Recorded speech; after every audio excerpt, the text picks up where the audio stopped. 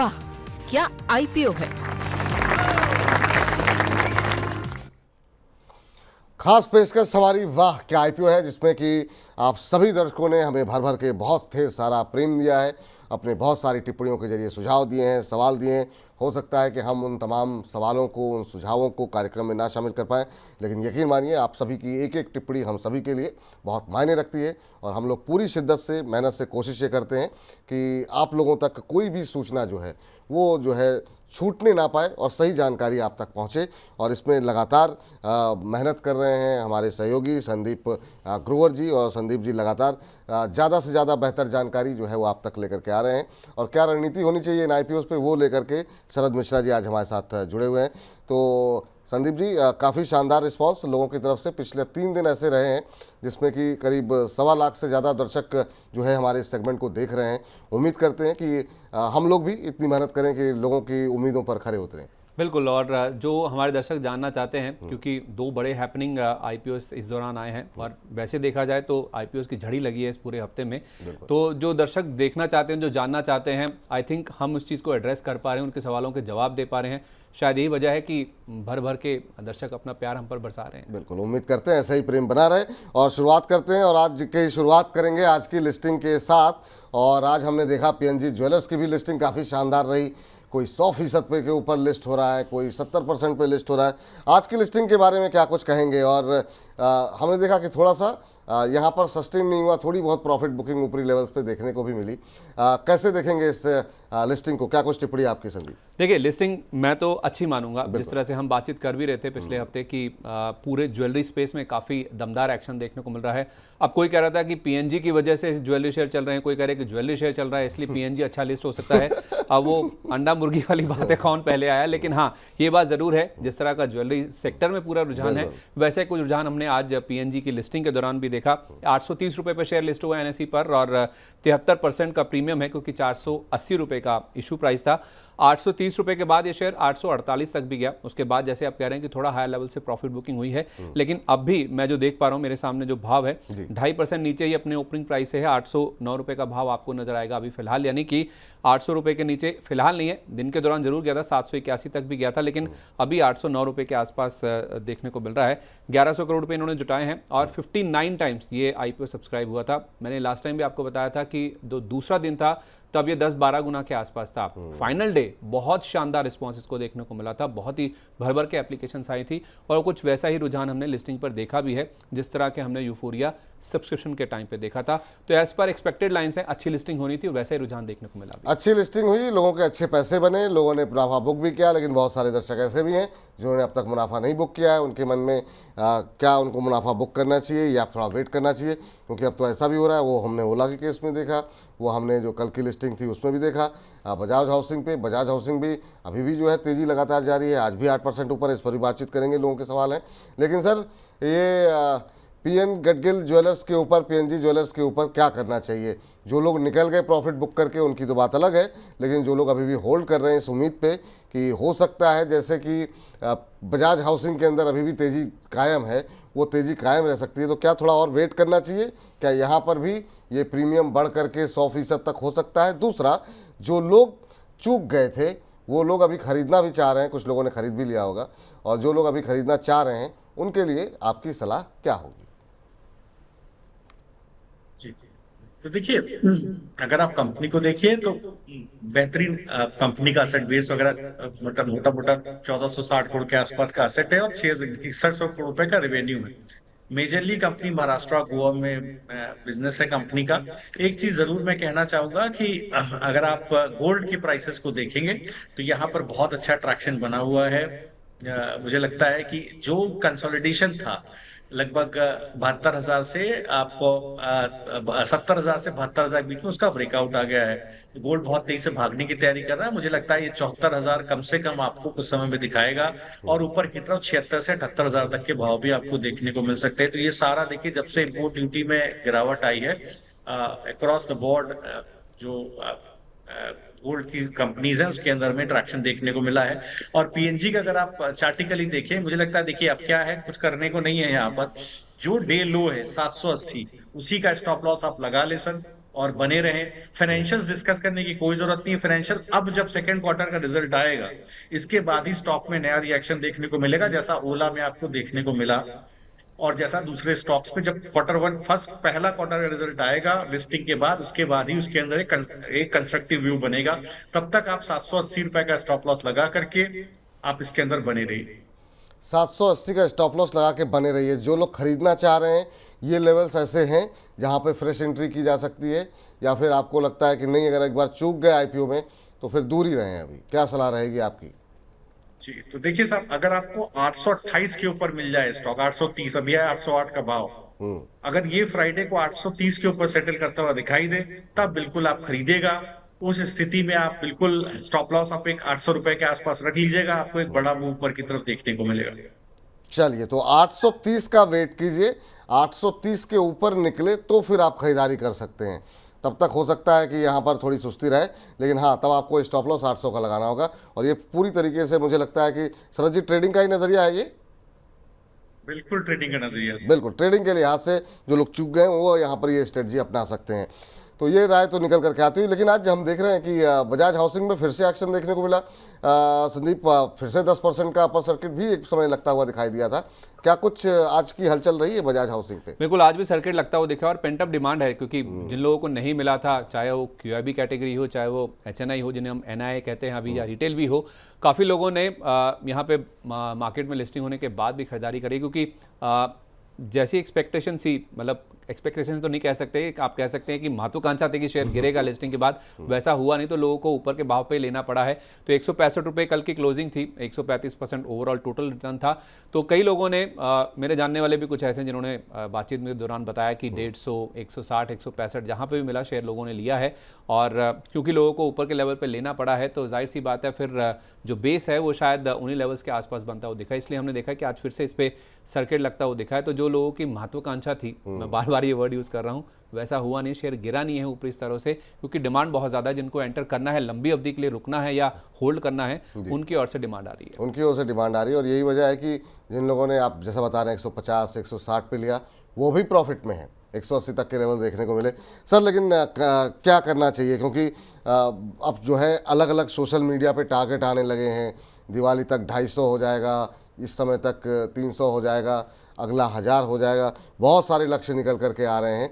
तो जो सामान्य रिटेल निवेशक है, जो आप जैसे एक्सपर्ट को सुनता है, उसके लिए एक स्वस्थ, एक हेल्दी टारगेट क्या होना चाहिए, जिसमें कि ये यूफोरिया भी इंक्लूडेड हो और उसमें जो है वास्तविकता भी जो शेयर की है वो इंक्लूडेड हो। इन सबको देख करके कहाँ पे आपको लगता है प्रॉफिट बुक करना चाहिए और किन लेवल्स तक खरीदारी करनी चाहिए? क्योंकि लोग तो खरीद रहे हैं, जैसा संदीप भाई बता रहे हैं कि लोग 60 पे भी खरीद रहे हैं, लोग 70 पे भी खरीद रहे हैं, अब 180 का लेवल है। अभी क्या करना चाहिए बजाज हाउसिंग? देखिए, अगर आप टोटल लोन बुक देखें, तो जैसा मेरे पास डेटा है, करीब 28 लाख करोड़ रुपए की तो मार्केट है, आउटस्टैंडिंग हाउसिंग लोन की बाजार है। इसमें अगर मैं प्रधानमंत्री आवास योजना अगर कहीं ऐड होती है, तो ये बाजार और भी लिक्विडिटी हो जाता है। और जो छोटी मझोली कंपनियां हैं जो अफोर्डेबल हाउसिंग को दे रही हैं, चाहे वो आवास फाइनेंशियल्स को आप देखें या एप्टस को देखें, होम फर्स्ट को देखें, तो यहाँ पर अच्छा ट्रैक्शन आपको अक्रॉस देखने को मिला है। और बजाज भी उसी सेगमेंट में आता है। अगर आप बजाज को देखेंगे, तो अगर 2025 के जो क्रेडेंशियल्स हैं, जो फाइनेंशियल्स उसको डिस्काउंट कर लिया जाए, जो प्रोजेक्टेड फाइनेंशियल्स हैं, तो करीब 30 के पीक पर इसकी लिस्टिंग होती है। अब थोड़ा सा महंगा हो गया स्टॉक लिस्टिंग के बावजूद, पर बाजार में एक यूफोरिया बना हुआ है। मुझे लगता है 174 का स्टॉप लॉस इसमें लेकर के पोजीशन बनाए रखनी चाहिए। ये डिस्क्लोजर देना चाहता हूँ। आज क्लाइंट्स को भी रिकमेंडेशन गया है, क्योंकि बाजार में यूफोरिया स्टॉक को लेकर के। तो मुझे लगता है धीरे धीरे ये 190 से लेकर के और 200 रुपए तक भी स्टॉक में एक बड़ा एक मूव आपको देखने को मिल सकता है। तो 190-200 तक खरीदारी की जा सकती है। जो लोग अभी भी खरीदारी करना चाह रहे हैं, क्या खरीदते रहें थोड़ा थोड़ा करके? क्या सलाह क्या दी है आपने? अब देखिए, 174 पे स्टॉप लॉस आकर के मेंटेन हो गया है बिल्कुल जी। और यहाँ पर अगर फर्दर आपको खरीदारी करनी है, तो फिर आपको स्टैगर्ड व्यू लेना पड़ेगा, स्टैगर्ड एंट्री करनी पड़ेगी। थोड़ा थोड़ा पैसा आप डालें, थोड़ी गिरावट में भी डालें, और 190 से 200 रुपए का टारगेट तो आपको हो सकता है अभी आपको देखने को मिल जाए। ठीक, 190-200, यानी कि अभी भी अगर आप मौका तलाश रहे हैं और शरद जी की राय को फॉलो करते हैं, तो थोड़ा थोड़ा करके आप पैसे लगा सकते हैं। 190-200 तक के टारगेट देखने को मिल सकते हैं यहाँ पर। ये बात रही बजाज हाउसिंग की, और हमने बातचीत कर ली जो है पीएनजी ज्वेलर्स को लेकर के। क्या सर पीएनजी ज्वेलर्स बन सकता है क्या बजाज हाउसिंग जैसी रैली रहेगी, या वहाँ पर थोड़ा सा ठहरना चाहिए? नहीं देखिए, जितने भी जूलर्स हैं उनको सीधे सीधे फायदा आप देखिए इम्पोर्ट ड्यूटी के अंदर मिला है। तो ये आने वाले क्वार्टर्स में अब रिजल्ट में डिस्काउंट होगा, बाद में प्राइस में पहले डिस्काउंट हो गया है। तो ये क्रॉस क्रॉस आप देखिए, संदीप जी भी मुस्कुरा रहे हैं, ठीक है कि सर देखिए ऑलरेडी डिस्काउंट हो गया, चल गए, बहुत चले, मतलब पकड़ में नहीं आए, ऐसा चले। जी। तो अब देखिए गोल्ड के प्राइसेस भी यहाँ से भाग रहे हैं। जी। तो अभी क्या करेंगे सर? तो देखिए उसी का फायदा पीएनजी को है। रिजल्ट कोई नहीं देख रहा है, कोई देख ही नहीं रहा है कि आपकी कंपनी का परफॉर्मेंस कैसा है। डिस्ट्रॉयर की कंपनी का परफॉर्मेंस ठीक ठाक है, बट एक आप देखिए डिस्ट्रीब्यूशन कंपनी का, आप देखिए 33 स्टोर है कंपनी के, इसमें से जी, जी। 32 स्टोर महाराष्ट्र गोवा, केवल महाराष्ट्र गोवा में ही बिजनेस है। It's not a pan India company, but इसके बावजूद एक अच्छा ट्रैक्शन देखने को मिल रहा है। तो स्टॉप लॉस उस तरह से आपको दिया हुआ है, उसी को बना करके ही अपनी पोजीशन को होल्ड करें। चलिए, तो ये 2 शेयर हैं जो कि लिस्ट हो चुके हैं, और उसके बाद क्या रणनीति होनी चाहिए वो हमने बातचीत की। लेकिन जो आईपीओ खुले हुए हैं उस पर बातचीत करें, उस पर संदीप जी लेकिन एक चीज़ बोलना चाहेंगे कि पहले जब हम आईपीओ का सेगमेंट शुरू करते थे तो मान लीजिए कि अगर हमारे साथ 1100 दर्शक होते थे तो दर्शकों की संख्या बल थोड़ी से कम हो जाते थे, और अब जो है आईपीओ का इतना क्रेज़ है कि 1250 दर्शक हमारे साथ अभी बने हुए हैं, और संख्या बल में लगातार बढ़ोतरी हो रही है, और जबकि ये कार्यक्रम करीब करीब 1.5 घंटे पूरा कर चुका है। तो ये आईपीओ बाज़ार की हलचल का जो है दम है वो देखने को मिल रहा है। तो बताइए अब जो आईपीओ जो खुले हुए हैं उस पर भी टिप्पणी कीजिए, और ये किस तरह की प्रतिक्रियाएँ देखने को मिल रही है आपको? वेस्टर्न कैरियर्स इंडिया, इसका 19 तारीख तक आईपीओ खुला हुआ है। प्राइस बैंड 163 से 172 रुपये का है। ऑलमोस्ट 492 करोड़ रुपए जुटाना चाहते हैं, जिसमें से 400 करोड़ रुपए फ्रेश इशू कंपनी के पास आएगा, और 92-93 करोड़ रुपए का यहाँ पे ओएफएस है जो कि मौजूदा निवेशकों को मिलेगा। ये आईपीओ अगर आप देखेंगे तो 12.5 तक के जो नंबर्स आपके सामने फ्लैश हो रहे हैं वो करीब 7 गुना के आसपास के नंबर्स आएंगे। अभी आपको 8 गुना के आसपास का सब्सक्रिप्शन नजर आएगा। इसके मैं डिटेल्स आपको बताता हूँ। 56 रुपये का यहाँ पे ग्रे मार्केट का प्रीमियम है, तो उस लिहाज से भले ही 8 गुना भर चुका है, लेकिन ग्रे मार्केट का प्रीमियम आप देखेंगे उतना ज़्यादा नहीं देखने को मिला, क्योंकि 172 रुपये पे अगर बुक बनती है तो 56 रुपये का आपको ग्रे मार्केट प्रीमियम दे रहा है। शायद उसको जो मैं समझ पाया हूँ, मैं आपको बताता हूँ कि आप एचएनआई की कैटेगरी देखिए 10 गुना के आसपास भरी है, रिटेल 12 गुना है, बहुत उत्साहित है रिटेल। लेकिन आप देखिए जो बड़े निवेशक होते हैं, संस्थागत निवेशक जिन्हें हम QIBs के नाम से जानते हैं, वो एब्सेंट हैं। 0.05 टाइम्स ही यहाँ पे सब्सक्रिप्शन है। तो जो बड़े निवेशक हैं, संस्थागत निवेशक जिन्हें हम कहते हैं समझदार या पढ़े लिखे या ज़्यादा नॉलेजेबल, ज़्यादा इन्फॉर्मेशन वाले, वो एब्सेंट है। शायद उसी वजह से ग्रे मार्केट इतना उत्साहित नहीं है। एग्जैक्ट कितना बताया आपने, ग्रे मार्केट में कितना प्रीमियम चल रहा है? 56 रुपये का प्रीमियम। 56 रुपये का प्रीमियम चल रहा है। चलिए, तो सर सुस्त रिस्पांस देखने को मिल रहा है ग्रे मार्केट से, क्या वजह आप मान रहे हैं, और जिन लोगों ने पैसे लगा दिए उनके लिए क्या सलाह रहेगी? और अभी बहुत लोग वेट कर रहे हैं कि आईपीओ में अच्छे पैसे बन रहे हैं, तो 2 दिन बाकी हैं, आपका सजेशन क्या रहेगा? 1 दिन बाकी रहेगा, कल ही आखिरी दिन है वेस्टर्न कैरियर्स को लेकर के। तो देखिए कंपनी का कंपटीशन बहुत स्ट्रांग है जिस सेगमेंट में काम कर रही है। मेजरली अगर आप देखिए तो जो कंपनी का बिजनेस है वो कैरियर्स का बिजनेस है, बट मेजरली रेल फोकस्ड है, लॉजिस्टिक्स कंपनी है। कस्टमर बेस अच्छा है कंपनी का। अगर आप देखें तो वहां पर डाइवर्सिफिकेशन है, मेटल है, एफएमसीजी है, pharmaceutical, chemical, engineering, oil and gas, retail वगैरह में इसके क्लाइंट्स हैं। तो वहां पर एक अच्छा डाइवर्सिफिकेशन देखने को मिला। इसमें बड़े नाम भी शामिल हैं, HUL से लेकर के जिंदल स्टील वगैरह, JSW स्टील, और बड़ी कंपनियों के नाम शामिल हैं। अगर आप फाइनेंशियल्स भी देखेंगे तो डिसेंट आपको देखने को मिलेगा। रेवेन्यू करीब आप देखिए 1690 करोड़ के आसपास का है लास्ट फाइनेंशियल ईयर का। बहुत ज्यादा ग्रोथ पिछले 2 साल में रेवेन्यू में नहीं ग्रोथ देखने को नहीं मिली है, डिस्पाइट ऑफ द फैक्ट कि लॉजिस्टिक्स सेक्टर की ग्रोथ अच्छी देखने को मिली है 2020 से 2024 में। और यहाँ पर देखेंगे तो प्रॉफिट आफ्टर टैक्स भी मॉडेस्ट है, 80 करोड़ का है। तो अगर आप देखेंगे तो मार्जिन्स बहुत अच्छे नहीं है कंपनी के। डेट टू इक्विटी 0.67 है। कंपनी जो कैपिटल रेज कर रही है वहां पे कमर्शियल व्हीकल, मतलब कैपिटल एक्सपेंडिचर कंपनी करना चाह रही है। 40 फीट का specialised container, 20 feet normal shipping container वगैरह ऐड करेगी, तो वो आने वाले इनकम स्टेटमेंट में एक्सपेंस आउट होगा, और एक टॉप लाइन में आपको एडिशन देखने को मिलेगा। लेकिन मुझे लगता है कि कंपटीशन काफी मजबूत है, इस कंपनी का परफॉर्मेंस बहुत एनकरेजिंग नहीं है। तो इस वजह से हो सकता है रिस्पांस अच्छा नहीं मिला है। मुझे लगता है कि अगर इस बाजार में जो अभी बाजार चल रहा है इसमें अगर अवॉइड कर देंगे तो ज्यादा अच्छा है। अवॉइड कर दे तो ज़्यादा बेहतर है। अगर आपने नहीं लगाए हैं अभी तक पैसे तो अब रुक जाइए, रहने दीजिए। और भी विकल्प आएंगे, और भी विकल्प अभी भी खुले हुए हैं, उनमें से कोई अपॉर्चुनिटी देखते हैं, अगर वहाँ पर मिलती है तो फिर वहाँ पर आप निवेश कर सकते हैं। बाकी के 2 IPOs को कैसा रिस्पांस मिल रहा है, वहाँ हम देख रहे हैं कि ज़्यादा हलचल देखने को मिल रही है संदीप। रिस्पांस तो अच्छा मिल रहा है, चाहे आप नॉर्दर्न आर्क कैपिटल की बात करें, जो कि ये भी 19 तारीख को बंद होगा, 16 तारीख को खुला था, यानी कल खुला था। 249 से 263 का प्राइस बैंड है, 777 करोड़ का इशू है, 500 करोड़ कंपनी के पास जाएंगे, 277 करोड़ का OFS है। अगर आप 12:30 बजे तक देखेंगे तो इसको 6.25 गुना के आसपास का रिस्पांस था, लेकिन मैं जो लेटेस्ट नंबर देख पा रहा हूँ वो 7.5 गुना के आसपास का, अगर आप नॉर्दर्न आर्क की बात करेंगे। और उसमें से भी अगर आप देखेंगे तो ज़्यादा उत्साह यहाँ पे भी सेम वैसा ही है, वेस्टर्न कैरियर्स जैसा ही। NII और जो रिटेल है वो ज़्यादा उत्साहित नजर आ रहे हैं। QIB यहाँ पे भी 0.06 टाइम्स आपको नजर आएंगे। अब बाद में बंद होते होते रिस्पांस आ जाए तो अलग बात है, लेकिन अभी तक उनकी ओर से कोई ज़्यादा उत्साह नहीं देखने को मिल रहा है। लेकिन हाँ, ये जरूर है कि ग्रे मार्केट का प्रीमियम 190 रुपये के आसपास का प्रीमियम दिखा रहा है। हाँ, वैसे कि चूंकि इसका तो अभी दूसरा ही दिन है, तो QIB हिस्सा वैसे भी थोड़ा सा देर में ज़्यादा सब्सक्रिप्शन देखने को मिलता है, लेकिन ये है कि यहाँ पर GMP जो है वो अच्छा देखने को मिल रहा है। और सभी IPOs जो है वो 19 तारीख को बंद हो रहे हैं, तीनों IPOs।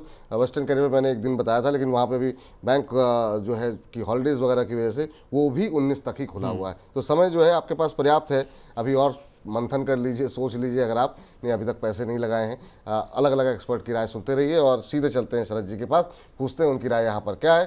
सर, यहाँ पर ग्रे मार्केट में ठीक प्रीमियम देखने को मिल रहा है, आप क्या कुछ सलाह देंगे यहाँ पर जिस क्षेत्र में कंपनी कामकाज कर रही है? फंडामेंटल्स कैसे पढ़ पा रहे हैं इसके आप? देखिए, अगर आप कंपनी को देखिए तो एक डिसेंट कंपनी का बेस है, जैसा मैं देख पा रहा हूँ, लेकिन पोर्टफोलियो बहुत रिस्की है। अगर आप देखें तो लोअर स्ट्रेटा के हाउस होल्ड एंड बिजनेसेस का फाइनेंसिंग है, ऑब्वियसली MCLR के ऊपर के ऊपर काफी एक डेल्टा क्रिएट करके फंडिंग हो रही होगी, और वहां पर नेट इंटरेस्ट मार्जिन बहुत स्ट्रांग होगा। और अगर आप असेट भी देखें तो 11,700 करोड़ के आसपास का कंपनी का असेट है, रेवेन्यू करीब 1,900 करोड़ रुपए के आसपास का कंपनी का है, पैट देखिए 316 करोड़ रुपए का है, नेटवर्क लगभग 2300 करोड़ रुपए के आसपास की है। तो देखिए, यहाँ पर मुझे लगता है कि कंपनी का परफॉर्मेंस अच्छा है। थोड़ा सा इस सेक्टर पे आप देखिए, हम लोगों ने मैं दूसरे स्टॉक्स की बात करूंगा, आप SBI कार्ड्स को देखिए, एक स्ट्रॉन्ग ब्रांड नेम होने के बावजूद किस तरह से क्रेडिट कार्ड बिजनेस में स्लिपरेजेस हुए थे और किस तरह से प्रॉब्लम हुआ SBI कार्ड को। तो बड़े नाम को भी जो अनसिक्योर्ड लेंडिंग है और बेसिकली जो lower strata of the house hold और बिजनेसेस को होती है, वहां पर प्रॉब्लम्स हो सकती हैं। तो थोड़ा सा कॉशियस रहने की जरूरत है। हाई रिस्क सेगमेंट में कंपनी आती है, डिस्पाइट ऑफ फैक्ट की AUM स्ट्रांग है। अगर आप देखें तो करीब 100 करोड़ रुपए के आसपास का AUM मैं जैसा देख पा रहा हूँ वैसा है। तो देखिए सर, मुझे लगता है थोड़ा सा इसको अगर अभी अवॉइड कर सके तो बहुत अच्छा है, क्योंकि जो अच्छे IPO थे, आपको मौके लगातार देखिए मिल रहे हैं, अच्छे IPOs आपको मिल रहे हैं, तो वो भी आपको आने वाले समय में मिलते रहेंगे। तो अगर अवॉइड कर सके तो ज्यादा अच्छा है। तो शरद जी का मानना है कि अगर अवॉइड कर सकते हैं तो आप अवॉइड करके ही चलें, वो ज़्यादा बेहतर रहेगा आपके लिए। इस बीच अगले IPO पे चलें, उससे पहले मुन्ना जी की एक टिप्पणी आई है और कह रहे हैं कि Sandeep ji your explanation really good. तो ये बात तो मैं भी मानता हूँ कि समझाते बहुत अच्छा है संदीप भाई, तो बहुत अच्छे तरीके से आप समझाते हैं। और अभी शरद जी कह रहे थे कि आप मुस्कुराते बहुत अच्छा, और आपकी मुस्कुराहट के तो बहुत सारे लोग अच्छा, इनकी ये जो आप समझाते की बात आ गई ना, मैं एक चीज़ सर जो कह रहे थे अभी, शरद जी कह रहे थे, मैं उसके ऊपर एक्सप्लेन करना चाह रहा था। ये जो हाई रिस्क की ये बात कर रहे हैं, क्योंकि हुआ क्या है विपुल भाई कि बजाज हाउसिंग फाइनेंस की लिस्टिंग हुई है, यूफोरिया बहुत स्ट्रांग है, तो कहीं पे भी हाउसिंग फाइनेंस की जहाँ बात आती है तो लोग कूद कूद के वहाँ पे पैसा लगा रहे हैं। इस कंपनी की जहाँ तक बात है, ये भी अफोर्डेबल हाउसिंग में लोन्स देती है, लेकिन बड़ा तबका वो नहीं है। जो रिस्क की बात कर रहे हैं शरद जी, वो इसलिए है क्योंकि ये कंपनी MSME की फाइनेंसिंग करती है, माइक्रो फाइनेंस करती है, कंज्यूमर फाइनेंस, व्हीकल फाइनेंस, ये सारे तबके भी इनके पास हैं। और जो अफोर्डेबल हाउसिंग वाला सेक्शन है वो शायद बहुत छोटा है, तो उसको देख के या फिर बजाज हाउसिंग को ध्यान में रखकर इसमें पैसा ना लगाए तो शायद ज़्यादा बेटर है। बिल्कुल सही कहा आपने, और ख़ासतौर से माइक्रो फाइनेंसिंग पे ज़्यादा फोकस जो है वो कंपनी का रहा है। बाद में कंज्यूमर फाइनेंस की तरफ कंपनी आती हुई दिखाई दी है, तो ये इसी वजह से आपको कहा गया कि समझाते बहुत अच्छा है आप। चलिए आप बताइए, आखिरी कंपनी कौन सी है जिसका IPO खुला हुआ है? समय ज़्यादा हो रहा है जी, थोड़ा आपसे सीख भी लेते हैं। अरे जी, बाकी शरद सर तो हैं ही हैं, फिर प्रेरणा का स्रोत हमारी। अच्छा, ये जो नाम है, जो अगला IPO है, उसके लिए मैं पहले माफ़ी मांग लेता हूँ कि कई बार ऐसी कंपनियां आती हैं जिनके नाम आप सही प्रोनाउंस नहीं कर पाते हैं। मैं इसको आर्केड डेवलपर्स पढ़ रहा हूँ, शायद कल ही मेरी आपसे बात हो रही थी, आप कह रहे थे कि आर्काडे डेवलपर्स है शायद। बिल्कुल, मैं भी अंदाजे से, सबकी अपनी अपनी अंग्रेजी है, हिंदी बोलने वाले हम लोग, तो जो समझ में आ रहा है वो बोल रहे हैं। मेरे हिसाब से शायद मराठी जो की कंपनी है महाराष्ट्र की, तो मैंने इसीलिए इसको आर्काडे पढ़ा जी। अब मैंने पहले इसीलिए क्षमा मांग ली क्योंकि किसी को ऐसा फील हो तो उसके लिए ये 16 से 19 तारीख तक आईपीओ खुल रहा है। 121 से 128 का इसका प्राइस बैंड है। 410 करोड़ रुपए का इशू है, पूरी तरह से फ्रेश इशू है। और अगर आप 12.5 तक के नंबर्स देखेंगे, 11.25 गुना के हैं। हालांकि लेटेस्ट नंबर्स आप देखेंगे 13 गुना से ज़्यादा यहाँ पे भी इशू भर चुका है। कल एक ट्रेडिंग हॉलीडे है, माफ़ कीजिए बैंकिंग सेटलमेंट हॉलीडे है ईद मिलाद की चलते, जिस वजह से आप ये ज़्यादातर आईपीओस 19 तारीख को बंद होते हुए नजर आ रहे हैं। लेकिन इसमें भी क्योंकि 1-2 दिन दूर है अभी, तो QIBs यहाँ पे भी बाकियों के कंपैरिजन अच्छा है। जो बाकी 2 आईपीओस की हमने बात करी 0.26 टाइम्स है यहाँ पे, लेकिन यहाँ पे भी NII 21 गुना, रिटेल आप देखेंगे 17 गुना, जिस वजह से ओवरऑल 13 गुना के आसपास के नंबर्स दिख रहे हैं। और ग्रे मार्केट प्रीमियम आप देखेंगे इसका तो वो आपको 86 रुपये के आसपास का नजर आएगा। इसमें थोड़ा टिकट साइज का हिसाब भी है क्योंकि छोटा टिकट साइज छोटे निवेशकों को या वैसे भी बाकी लोगों को काफ़ी भाता है। बिल्कुल सही कहा आपने। सर संक्षेप में आपकी टिप्पणी जानना चाहेंगे आर्काडे डेवलपर्स के ऊपर, और यहाँ पर कोई संभावनाएं हैं यहाँ पर निवेश करें या इसको भी अवॉइड करने की सलाह रहेगी? जैसा इन्होंने बोला, मेजरली बॉम्बे में मुंबई मेट्रोपॉलिटन रीजन, पूरा बॉम्बे का रीजन आ जाता है, उसके अंदर ही मेजरली इसका बिजनेस है। डिसेंट ग्रोथ फाइनेंशियल ईयर 22, 23, 24 में कंपनी का देखने को मिली है। अच्छी चीज है कि ऑलमोस्ट डेट फ्री कंपनी है। मेजरली फंडिंग प्रोमोटर्स के थ्रू ही आती है, या ऑनगोइंग जो प्रोजेक्ट चल रहे हैं वैसे भी बॉम्बे में प्रोजेक्ट के अगर आप देखेंगे तो एक बार ट्रैक्शन देखने को मिल रहा है। तो मुझे लगता है कि बिल्कुल यहाँ पर, लेकिन बहुत बड़ा कुछ रिस्पॉन्स आएगा ऐसा नहीं, क्योंकि कॉम्पिटिशन बहुत स्ट्रांग है बॉम्बे की मार्केट में। आप देखिए फुलटे पाटिल है, या इसके अलावा देखिए लोधा का बड़ा एक्सपेंशन वहां देखने को मिल रहा है, रहीजाज है, बड़े बिल्डर्स रहे हैं सारे। सनटेक रियल्टी का अच्छा एक्सपेंशन है एमएमआर रीजन में। तो अगर आप देखेंगे तो करीब 575 करोड़ रुपए का आसपास का कंपनी का असेट्स है। रेवेन्यू करीब 635 करोड़ के आसपास है। अच्छा ट्रैक्शन 2 साल में देखने को मिला है। और मुझे लगता है फाइनेंशियली कंपनी स्ट्रांग है। केवल 70 करोड़ की बोरिंग कंपनी के बुक्स पर है। तो इस तरह की कंपनी में, रियल एस्टेट कंपनी में अगर डेट टू इक्विटी 21 पैसे का होता है तो अच्छा ही है मेरे हिसाब से।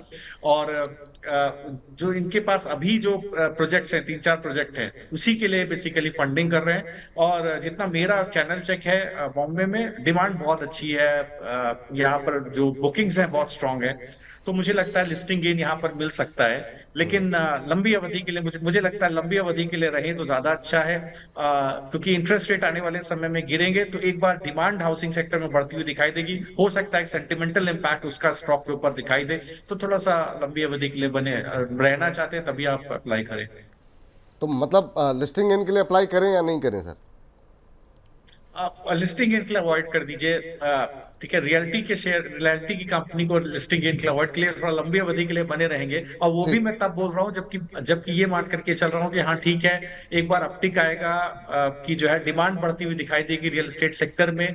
बैंकिंग में एक बार ज्यादा पुश देखने को मिलेगा, और जो है कंज्यूमर वहां जाएगा, पहुंचेगा रियल्टी की बुकिंग के लिए, फ्लैट्स की बुकिंग के लिए। इस सेंटीमेंट को मान करके ही देखिए, उसके लिए ब्रिगेड एंटरप्राइजेस मैं आपको पहले दे चुका हूँ, सनटेक रियल्टी दे चुका हूँ। ठीक है, 2-3 स्टॉक में पहले ही रिकमेंड कर चुका हूँ। चलिए, लंबी अवधि का नजरिया है तो बिल्कुल अप्लाई कर सकते हैं। लिस्टिंग गेन को लेकर के थोड़ी सी आशंका जो है, दुविधा जो है, वो शरद जी के मन में दिखाई दे रही है। तो लिस्टिंग गेन के लिए सिर्फ पैसा उस दिन बनना है, रिस्क ले सकते हैं तो लगा दीजिए, लेकिन कोशिश ये कीजिए अवॉइड कीजिए। लॉन्ग टर्म का व्यू है तो बिल्कुल निवेश कर सकते हैं। समय की कमी है। बहुत बहुत शुक्रिया संदीप जी आज की चर्चा में जुड़ने के लिए, और इसी के साथ इस सेगमेंट को यहाँ पर समाप्त करते हैं। वाह, क्या आईपीओ है।